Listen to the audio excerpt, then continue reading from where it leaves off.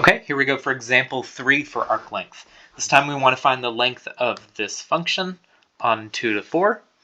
And as always, pause the video, try it out first. Alright, so here's my function.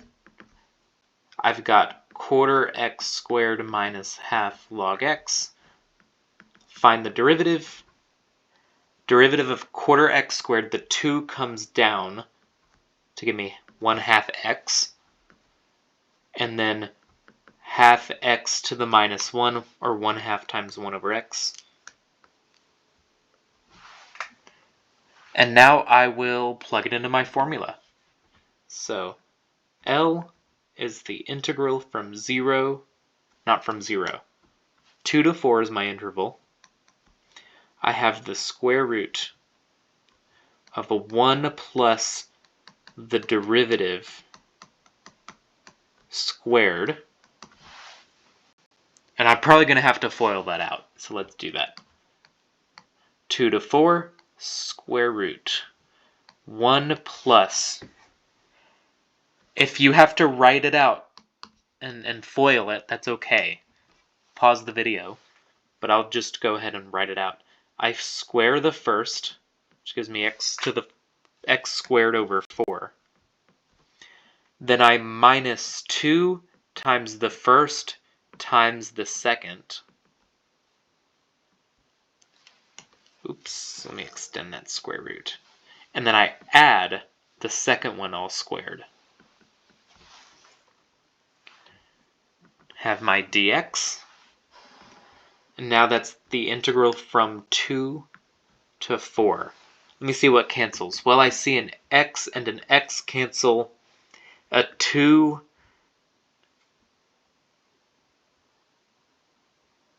and a 2 and a 2 cancel to give me 1/2. And a 1 minus a half gives me a half. So I only have a half as my constants. If that went by quick, please pause. X squared over 4, I've got plus 1/2 plus 1 over 4x squared dx. And it's going to become a running theme if you haven't seen an example like this yet. Sometimes we want to make this into a perfect square to make it cancel with the square root. So let's see how I can do that. If I write this thing in the inside, I want to write it as something squared. I gotta basically factor it. Well, if I do x over 2 as my first one, then this will make this, the first term will be just that squared.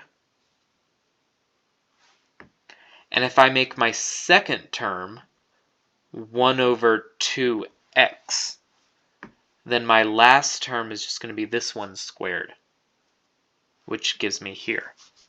So now I got to check that 2 times the inside, 2 times both of these gives me back a half. And if I do that, you see it actually does work. My x's go away, and I have 2 and 2 of 4 on the bottom, 2 on the top, and I get 1/2. So if you're not convinced, the only way to really do it is just to guess and check. But if you're not sure, you can either try it for yourself, or you can FOIL this and write out all the details and see if it works. But either way, that gives me 2 to 4. Square and square root go away, and I'm left here. So now these are integrals I know how to do. X over 2 turns into x squared over 4. And this is ln, so I got to keep it, but there is a linear thing, so I got to sub in the half. That gives me 2 to 4. I got to plug in my bounds. 4 squared is 16 over 4 is 4.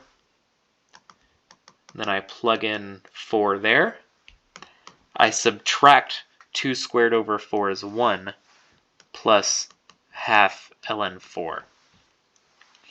At this point, I'll do 4 minus 1 is 3, and then however you want to simplify this.